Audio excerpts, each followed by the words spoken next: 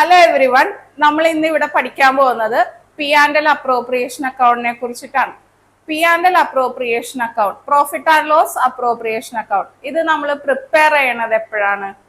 നമ്മൾ പ്രിപ്പയർ ചെയ്യണത് ഇയർ എൻഡിങ്ങിലാണ്. ഇതിനെ നമ്മൾ പി ആൻഡ് എൽ അക്കൗണ്ടിന്റെ ഒരു എക്സ്റ്റൻഷൻ ആണെന്ന് പറയാം. P and L appropriation account അല്ലെങ്കിൽ അതിന്റെ ഒരു കണ്ടിന്യൂവേഷൻ ആണെന്ന് പറയാം. ഇത് പ്രിപ്പയർ ചെയ്യേണ്ട ആവശ്യം നമുക്ക് വരുന്നത് നമ്മൾ പാർട്ട്ണർഷിപ്പ് ഫേം നടത്തുമ്പോഴാണ് നമുക്ക് P and L appropriation account prepare ചെയ്യേണ്ട ആവശ്യം വരുന്നത്. എന്തുകൊണ്ടാണ് പി ആൻഡ് എൽ അക്കൗണ്ട് അപ്പോൾ പ്രിപ്പയർ ചെയ്യേണ്ട ആവശ്യം വരുന്നതെന്ന് വെച്ചാല് നമ്മുടെ ബിസിനസ് പല ടൈപ്പ് ഉണ്ടല്ലേ. എന്തൊക്കെയാണുള്ളത്? സോൾ പ്രൊപ്രൈറ്റർഷിപ്പ് ഓണർഷിപ്പിൽ വരുന്ന ബിസിനസ്സിന് ഓണർഷിപ്പിന്റെ ബേസിൽ ക്ലാസിഫൈ ചെയ്ത് കഴിഞ്ഞാൽ എങ്ങനെയാണ് ബിസിനസ്സിന് ഓണർഷിപ്പിന്റെ ബേസിൽ ക്ലാസിഫൈ ചെയ്യുമ്പോൾ വരുന്നത്? ഒന്ന് സോൾ പ്രൊപ്രൈറ്റർഷിപ്പ് ഉണ്ട്, പിന്നെ രണ്ടാമത്തത് എന്താ പാർട്ട്ണർഷിപ്പ് ഫേം ഉണ്ട്, തേർഡ് ജോയിന്റ് ഹിന്ദു ഫാമിലി ഉണ്ട്, ഫോർത്ത് ജോയിന്റ് സ്റ്റോക്ക് കമ്പനീസ് ഉണ്ട്, പിന്നെ കോഓപ്പറേറ്റീവ് സൊസൈറ്റീസ് ഉണ്ട്. ഇങ്ങനെയാണ് നമ്മളുടെ ബിസിനസ് ഓണർഷിപ്പിന്റെ ബേസിൽ ക്ലാസിഫൈ ചെയ്യുമ്പോൾ. അപ്പൊ നമ്മൾ ലാസ്റ്റ് ഇയറിൽ 11th ക്ലാസ്സിൽ എല്ലാവരും ഒരു ഫേമിന്റെ അല്ലെങ്കിൽ ഒരു ബിസിനസിന്റെ പ്രോഫിറ്റ് ആണോ ലോസ് ആണോ ആ ഫേമിന് ഒക്കർ ചെയ്തത്, ആ ഒരു അക്കൗണ്ടിങ് ഇയറിൽ ഒക്കർ ചെയ്തതെന്ന് നമ്മൾ കണ്ടുപിടിക്കാൻ പഠിച്ചു. അതെങ്ങനെയാ നമ്മൾ കണ്ടുപിടിക്കാൻ പഠിച്ചേ? Profit and loss account prepare ചെയ്ത്. അത് പ്രിപ്പയർ ചെയ്യണ എപ്പോഴാ? ഇയർ എൻഡിലാണ് നമ്മൾ പ്രിപ്പയർ ചെയ്യണ. ഒരു വർഷത്തെ നമ്മളുടെ ആ ബിസിനസിന്റെ ഇൻകം എക്സ്പെൻസും നമ്മൾ പ്രോഫിറ്റ് ആൻഡ് ലോസ് അക്കൗണ്ടിൽ പ്രിപ്പയർ ചെയ്തിട്ടാണ് നമ്മൾ പ്രോഫിറ്റ് ആണോ ലോസ് ആണോ എന്ന് നമ്മൾ ഫൈൻഡ് ഔട്ട് ചെയ്യാൻ പഠിച്ചത്. അങ്ങനെ പ്രോഫിറ്റും ലോസും ആണോ എന്ന് നമ്മൾ ഫൈൻഡ് ഔട്ട് ചെയ്യുമ്പോൾ അത് സോൾ ട്രേഡർ ആണ്. നമ്മൾ കഴിഞ്ഞ വർഷത്തെ അക്കൗണ്ട്സ് പഠിച്ചത് സോൾ ട്രേഡറിന്റെ ബേസിലാണ്, ഒരാൾ നടത്തുന്ന ബിസിനസിന്റെ ബേസിൽ. അങ്ങനെ നമ്മൾ പ്രോഫിറ്റും ലോസും ഫൈൻഡ് ഔട്ട് ചെയ്യുമ്പോൾ ആ പ്രോഫിറ്റ് നമ്മൾ ആർക്കാ കൊടുത്തിരുന്നേച്ചേ? ആ പ്രോഫിറ്റ് ഫുള്ള് നമ്മൾക്ക് ആർക്കാ കൊടുത്തിരുന്നേച്ചേ? ഫുള്ള് നമ്മൾ ആർക്ക് കൊടുക്കും? ആ ബിസിനസിന്റെ ഓണർക്ക് കൊടുക്കും. അതുകൊണ്ടാണ് നമ്മൾ പി ആൻഡ് എൽ അക്കൗണ്ടിൽ നിന്നുള്ള പ്രോഫിറ്റ് കഴിഞ്ഞ വർഷം നമ്മൾ ബാലൻസ് ഷീറ്റ് ചെയ്തപ്പോൾ ക്യാപിറ്റലിന്റെ കൂടെ ആഡ് ചെയ്തിരുന്നേച്ച്. ആ ഫുൾ പ്രോഫിറ്റ് ഒരാൾ ഓണർ ആയതുകൊണ്ട് ആ ഫുൾ പ്രോഫിറ്റ് ആർക്ക് കൊടുക്കും? ആ ഒരു ഓണർക്ക് കൊടുക്കും. നമ്മൾ ക്യാപിറ്റലിന്റെ കൂടെ ആഡ് ചെയ്തിടും. ഈ വർഷം നമ്മൾ പഠിക്കുന്നത് 12th നമ്മൾ പഠിക്കുന്നത് പാർട്ട്ണർഷിപ്പ് ഫേം ആണ്. പാർട്ട്ണർഷിപ്പ് ഫേം എന്ന് പറഞ്ഞാൽ എന്താ? 2 or more person ആണ് അവിടെ ഓണർഷിപ്പ് കൈകാര്യം ചെയ്യുന്നത്. മിനിമം അവിടെ 2 person ഉണ്ടാവും അല്ലെ. അപ്പൊ നമ്മൾക്ക് കിട്ടുന്ന, സപ്പോസ് അവിടെ ഒരു 2 person ആണെങ്കിൽ എയും ബിയും എന്ന് പറയുന്ന 2 persons ആണെങ്കിൽ അവിടെ നമ്മൾ ചെയ്യണ എങ്ങനെ? എയും ബിയും ആണ് 2 പാർട്ട്നേഴ്സ് എങ്കിൽ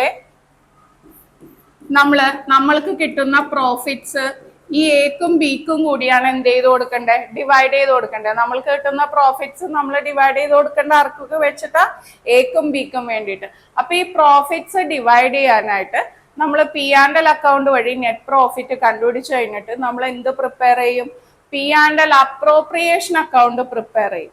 P and L appropriation account prepare ചെയ്തിട്ട് ഈ പി ആൻഡ് എൽ അപ്രോപ്രിയേഷൻ അക്കൗണ്ടിലാണ് എയുടെ ഷെയർ ഓഫ് പ്രോഫിറ്റ് എത്ര, ബിയുടെ ഷെയർ ഓഫ് പ്രോഫിറ്റ് എത്ര, ഇങ്ങനെയുള്ള കാര്യങ്ങൾ നമ്മൾ അവിടെ മെൻഷൻ ചെയ്യുന്നത്. ഓക്കെ, അപ്പൊ പി ആൻഡ് എൽ അപ്രോപ്രിയേഷൻ അക്കൗണ്ടിന് ഒരു ഫോർമാറ്റ് ഉണ്ട്. അത് പ്രിപ്പയർ ചെയ്യുന്നത് എങ്ങനെയാണെന്നുള്ളത് അതാണ് നമ്മൾ ഈ വർഷം ഈ ക്ലാസ്സിൽ ഇപ്പൊ ഞാൻ ഡിസ്കസ് ചെയ്യാൻ പോകുന്നത്. സപ്പോസ് നമ്മളിപ്പോ ഇവിടെ ഈ വർഷം നമ്മളുടെ ബിസിനസ്സിലെ പ്രോഫിറ്റ് 1 lakh ആണെന്ന് വിചാരിക്കുക. അതായത് എയും ബിയും ബിസിനസ് സ്റ്റാർട്ട് ചെയ്തിട്ട് അവർക്ക് ഈ വർഷം കിട്ടിയ പ്രോഫിറ്റ് എന്ന് പറയുന്നത് 1 lakh ആണെന്ന് വിചാരിക്കുക.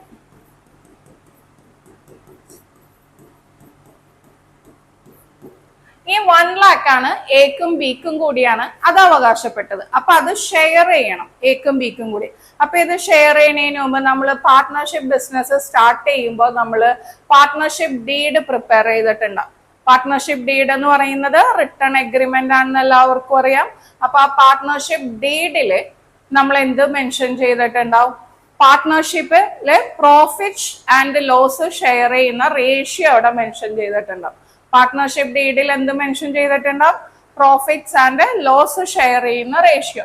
ഇപ്പോ A/Bയുടെ പ്രോഫിറ്റ് ഷെയറിംഗ് റേഷ്യോ എന്ന് പറയുന്നത് 3:2 ആണെന്ന് വിചാരിക്കാം. അപ്പോ ഇതിന്റെ മീനിങ് എന്താ? എക്ക് 3/5 പ്രോഫിറ്റ് കിട്ടും, ബിക്ക് 2/5 പ്രോഫിറ്റ് കിട്ടും, ഷെയർ ഓഫ് പ്രോഫിറ്റ് കിട്ടുന്നത്. അങ്ങനെ അപ്പൊ ഇതാണ് എയുടെ പ്രോഫിറ്റ് ഷെയറിംഗ് റേഷ്യോ. ഈ എയുടെ പ്രോഫിറ്റ് ഷെയറിംഗ് റേഷ്യോയില് പിന്നെ നമ്മളുടെ പാർട്ട്ണർഷിപ്പ് ഡീഡിൽ മെൻഷൻ ചെയ്തേക്കുന്നത് ബിസിനസ് സ്റ്റാർട്ട് ചെയ്യുമ്പോൾ, പാർട്ട്ണർഷിപ്പ് ഫോം സ്റ്റാർട്ട് ചെയ്യുമ്പോൾ പ്രിപ്പയർ ചെയ്യുന്ന എഗ്രിമെന്റ് ആണ് പാർട്ട്ണർഷിപ്പ് ഡീഡ്. അതായത് ആ രണ്ട് പാർട്ട്നേഴ്സ്, ഇപ്പൊ സപ്പോസ് എയും ബിയും തമ്മിൽ അവര് ഇരുന്ന് സംസാരിച്ച് ഒരു മ്യൂച്വൽ അണ്ടർസ്റ്റാൻഡിങ്ങിൽ പ്രിപ്പയർ ചെയ്യുന്നതാണ് എന്തെന്ന് പറയുന്നത്, പാർട്ട്ണർഷിപ്പ് ഡീഡ് എന്ന് പറയുന്നത്. അപ്പൊ അതിനകത്ത് ആ ഡീഡിൽ മെൻഷൻ ചെയ്തേക്കുന്നത് പ്രോഫിറ്റ് ഷെയറിംഗ് റേഷ്യോ ഇപ്പോ എയുടെയും ബിയുടെയും ഡീഡിൽ മെൻഷൻ ചെയ്തിട്ടുണ്ട്. അത് എത്രയാണ്? 3:2 പ്രോഫിറ്റ് ഷെയറിംഗ് റേഷ്യോ മെൻഷൻ ചെയ്തിട്ടുണ്ട്. പിന്നെ എക്കും ബിക്കും സാലറി മെൻഷൻ ചെയ്തിട്ടുണ്ട്. സാലറി ഓഫ് പാർട്ട്നേഴ്സ് ഒരു 500 ആണ് പെർ മന്ത് മെൻഷൻ ചെയ്തേക്കുന്ന. എക്കും ബിക്കും സാലറി മെൻഷൻ ചെയ്തേക്കുന്ന 500 ആണ്. പിന്നെ എന്താ പറയാ, IOC ഇൻട്രസ്റ്റ് ഓൺ ക്യാപിറ്റൽ എക്കും ബിക്കും മെൻഷൻ ചെയ്തിട്ടുണ്ട്. അവർ ഇൻവെസ്റ്റ് ചെയ്തതിന്റെ 5% ആണ് per annum interest on capital mention ചെയ്തേക്കണം. ഇത്രയുമാണ് പാർട്ട്ണർഷിപ്പ് ഡീഡില് മെൻഷൻ ചെയ്തിരിക്കുന്നത്. എക്കും ബിക്കും ബിസിനസ്സിൽ നിന്ന് കിട്ടുന്ന റിമ്യൂണറേഷൻ ആയിട്ട് പാർട്ട്ണർഷിപ്പ് ഡീഡിൽ മെൻഷൻ ചെയ്തിരിക്കുന്നത്. എന്തൊക്കെയാണെന്ന് പറഞ്ഞാൽ, ഒന്ന് പ്രോഫിറ്റ് ഷെയറിംഗ് റേഷ്യോ മെൻഷൻ ചെയ്തിട്ടുണ്ട്. പിന്നെ എക്കും ബിക്കും 500 പെർ മന്ത് വെച്ചിട്ട് സാലറി മെൻഷൻ ചെയ്തിട്ടുണ്ട്. പിന്നെ അവർ ഇൻവെസ്റ്റ് ചെയ്ത ക്യാപിറ്റലിന് എഗെയിൻസ്റ്റ് ആയിട്ട് ഇൻട്രസ്റ്റ് 5% മെൻഷൻ ചെയ്തിട്ടുണ്ട്.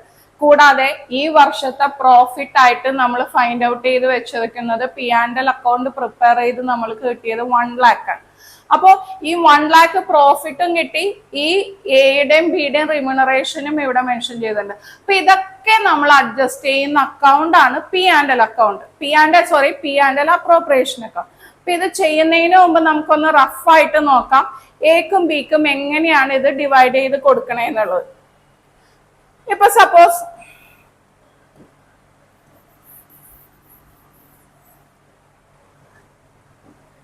അപ്പൊ ഇത് എക്കും ബിക്കും ഡിവൈഡ് ചെയ്ത് കൊടുക്കുമ്പോൾ നമ്മൾ ആദ്യം നോക്കേണ്ടത് പ്രോഫിറ്റ് ഉണ്ടെങ്കിലാണ് പാർട്ട്നേഴ്സിന് സാലറി കൊടുക്കാവൂ, ഇൻട്രസ്റ്റ് ഓൺ ക്യാപിറ്റൽ കൊടുക്കാവൂ. അതൊക്കെ നമ്മൾ ബിസിനസ്സിൽ പ്രോഫിറ്റ് ഉണ്ടെങ്കിൽ അവർക്ക് സാലറി എന്ന് പറഞ്ഞ് വിഡ്രോ ചെയ്യാൻ പറ്റുള്ളൂ, ഇൻട്രസ്റ്റ് ഓൺ ക്യാപിറ്റൽ എന്നൊക്കെ പറഞ്ഞിട്ട് വിഡ്രോ ചെയ്യാൻ പറ്റുള്ളൂ. അപ്പൊ ഇവിടെ നമ്മൾ എയുടെയും ബിയുടെയും സൈഡിലൊന്ന് റഫായിട്ട് എഴുതി നോക്കിക്കഴിഞ്ഞു കഴിഞ്ഞാല് സാലറി എന്ന് പറഞ്ഞിട്ട് എക്ക് പെർ മന്ത് എത്ര രൂപ കിട്ടും? 500 കിട്ടും. അത് 1 year ആവുമ്പോൾ 1 yearന്റെ കാൽക്കുലേഷൻ ആണ് നമുക്ക് വേണ്ടത്. അപ്പൊ നമ്മൾ എന്താ ചെയ്യേണ്ടത്? 500 × 12 അത് എത്ര കിട്ടും? എയുടെ പേരില് 6000 സാലറി ആയിട്ട് എക്ക് കിട്ടും. അതുപോലെ തന്നെ ബിക്കും എത്ര കിട്ടും? 6000 സാലറി ആയിട്ട് കിട്ടും. അപ്പൊ നമ്മൾക്ക് ഇവിടെ നിന്ന് നോക്കാം, ഒരു ഫേമിന്റെ പോയിന്റ് ഓഫ് വ്യൂ നമ്മൾ റെക്കോർഡ് ചെയ്ത് കഴിഞ്ഞു കഴിഞ്ഞാല് ടോട്ടൽ പ്രോഫിറ്റ് ഇവിടെ 1 lakh ആണ് ഉള്ളത് ഫേമിന്, അല്ലെ? ഈ ടോട്ടൽ പ്രോഫിറ്റിൽ നിന്ന് എക്ക് സാലറി 6000 പോവും, ബിക്ക് സാലറി 6000 പോവും. അങ്ങനെ ടോട്ടൽ പ്രോഫിറ്റ് അവിടെ എത്ര പോവും? 12000 പോവും. ടോട്ടൽ പ്രോഫിറ്റിൽ നിന്ന് സാലറി ആയിട്ട് എത്ര പോവും? 12000 ഫേമിൽ നിന്ന് പോവും. അപ്പൊ 1 lakh പ്രോഫിറ്റ് ഉണ്ടായെന്ന് 12000 സാലറി പോയി കഴിഞ്ഞാൽ റിമൈനിങ് പ്രോഫിറ്റ് അവിടെ എത്രയാ വരിക?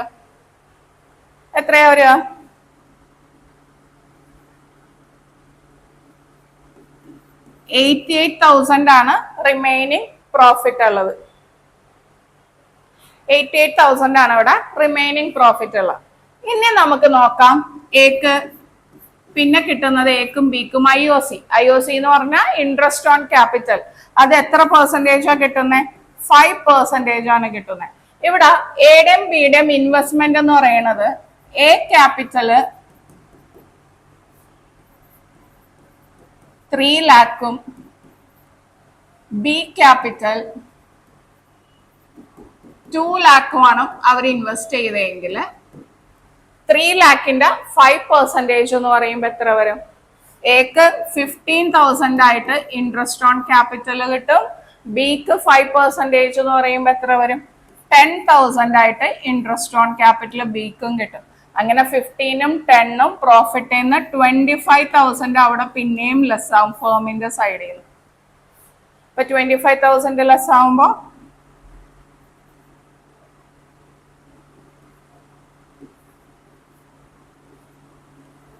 63 ആയി ബാലൻസ് പ്രോഫിറ്റ്. അപ്പൊ നമ്മളുടെ ഡീഡിൽ പറഞ്ഞ സാലറി പ്രൊവൈഡ് ചെയ്തു, ഇൻട്രസ്റ്റ് ഓൺ ക്യാപിറ്റൽ പ്രൊവൈഡ് ചെയ്തു. ഇനിയുള്ള റിമൈനിങ് പ്രോഫിറ്റ്സ്, അതായത് 1 lakh ഉണ്ടായിരുന്നു, 1 lakh ഫേമില് പ്രോഫിറ്റ് ഉണ്ടായിരുന്നു. ഈ പ്രോഫിറ്റിൽ നിന്ന് 12,000 സാലറി ആയിട്ട് പോയി, 25,000 IOC ആയിട്ട് പോയി. അങ്ങനെ റിമൈനിങ് പ്രോഫിറ്റ് എന്ന് പറയുന്നത് 63,000 ആയി. ഈ 63,000 ആണ് ബാലൻസ് പ്രോഫിറ്റ് എയും ബിയും കൂടി ഷെയർ ചെയ്യുന്ന റേഷ്യോ എന്ന് പറയുന്നത്. പ്രോഫിറ്റ് ഷെയർഡ് ഏത് റേഷ്യോ അല്ല,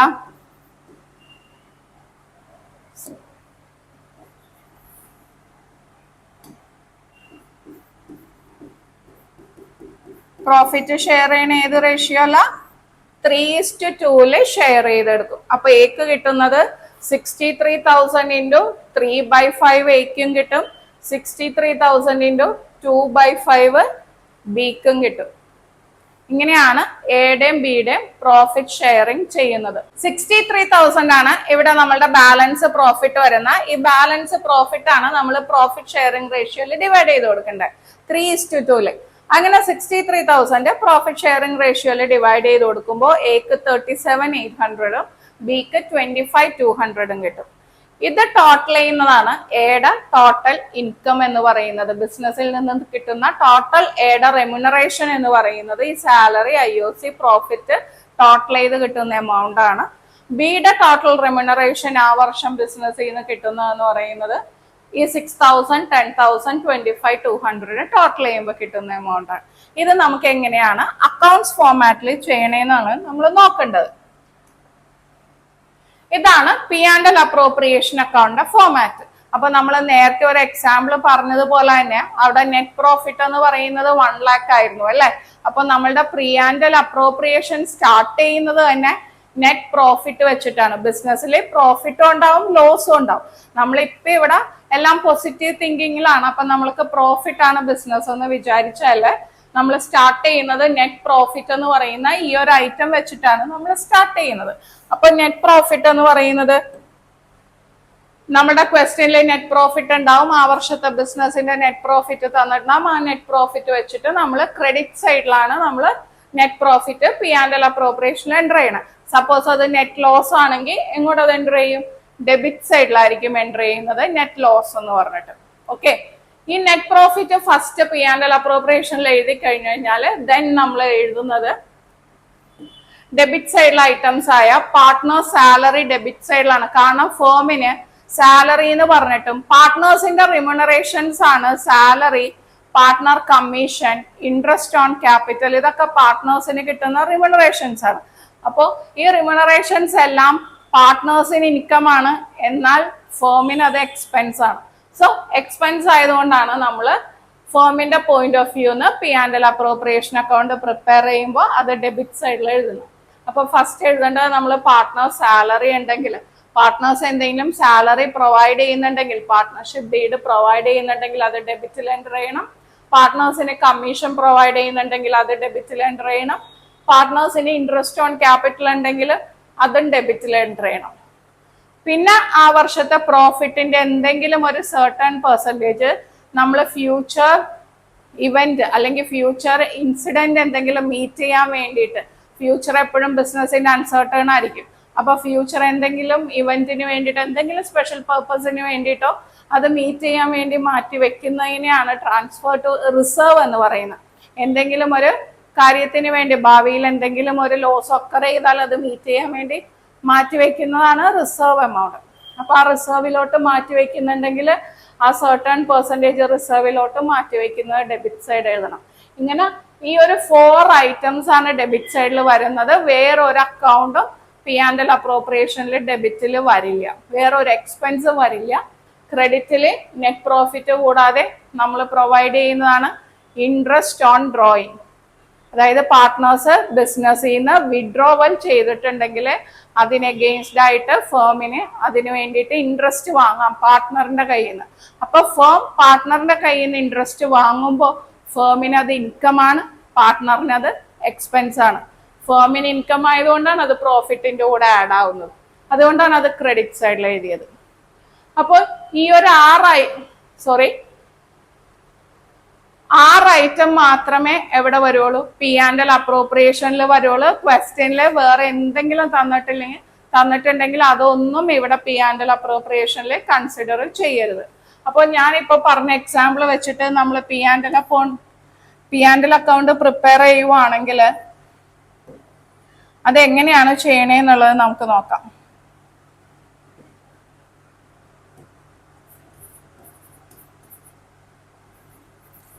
P&L appropriation account.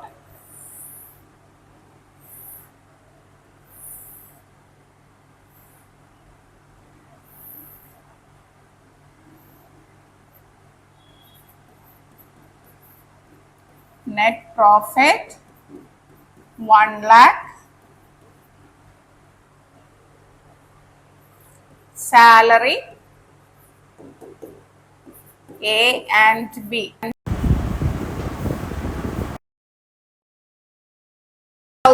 Bക്ക് 6,000 സാലറി വരുന്നത്.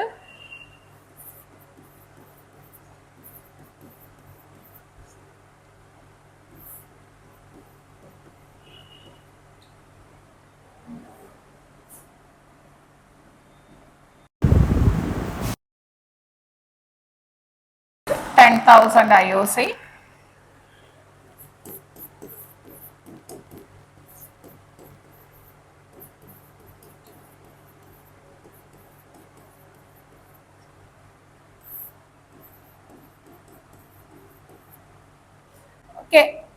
ഇവിടെ പ്രോഫിറ്റ് ആൻഡ് ലോസ് നമ്മൾ നേരത്തെ പറഞ്ഞ പ്രോഫിറ്റ് ആൻഡ് ലോസ് അപ്രോപ്രിയേഷനിലെ നമ്മൾ നേരത്തെ ഡിസ്കസ് ചെയ്ത എക്സാമ്പിൾ വെച്ചിട്ട് സാലറിയും IOC മാത്രമേ ഉള്ളൂ. ഓക്കെ, സാലറി IOC നമ്മൾ പ്രോഫിറ്റ് ആൻഡ് ലോസ് അപ്രോപ്രിയേഷൻ അക്കൗണ്ടിൽ പോസ്റ്റ് ചെയ്തു കഴിഞ്ഞ് നമ്മൾക്ക് വേറെ ഒന്നും കമ്മീഷനും പറയുന്നില്ല, ഇതിനകത്ത് IODയും പറയുന്നില്ല ഈ ഒരു പ്രോബ്ലത്തില്. അങ്ങനെയാണെങ്കിൽ നമ്മൾക്ക് ഇത് ബാലൻസ് ചെയ്യാം.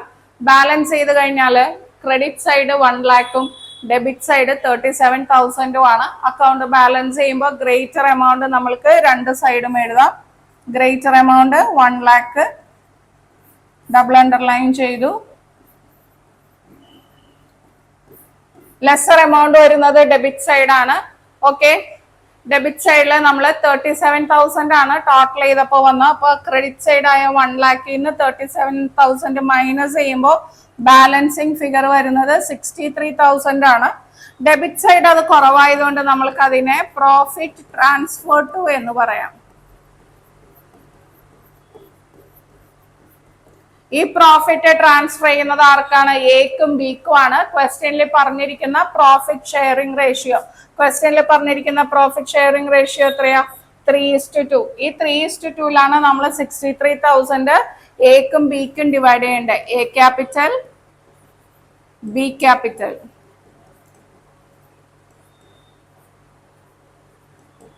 $63,000 into 3/5 ചെയ്യുമ്പോൾ എക്ക് കിട്ടുന്നത് 37,800ഉം 2/5 ചെയ്യുമ്പോൾ 22,200ഉം. ഇങ്ങനെയാണ് P and L appropriation account prepare ചെയ്യണത്. ഇപ്പൊ പി ആൻഡ് എൽ അപ്രോപ്രിയേഷനിൽ നോക്കിക്കഴിഞ്ഞാൽ നമുക്കറിയാം ആ പാർട്ട്നേഴ്സിന് ആ വർഷം എത്ര റിമ്യൂണറേഷൻസ് പ്രോഫിറ്റിൽ നിന്നും അവർക്ക് കിട്ടി എന്നുള്ളത്. അപ്പോൾ നമ്മളിവിടെ പ്രോഫിറ്റ് പാർട്ട്നേഴ്സിനെ എങ്ങനെ ഡിസ്ട്രിബ്യൂട്ട് ചെയ്യണം എന്നുള്ളത് നമ്മൾ പഠിച്ചു. അപ്പോൾ പി ആൻഡ് എൽ അപ്രോപ്രിയേഷന്റെ കോൺസെപ്റ്റ് എല്ലാവർക്കും മനസ്സിലായെന്ന് വിചാരിക്കുന്നു. കൂടുതൽ ന്യൂമറിക്കൽ പ്രോബ്ലംസ് നമുക്ക് അടുത്ത വീഡിയോയിൽ പ്രാക്ടീസ് ചെയ്യാം. Okay, thank you.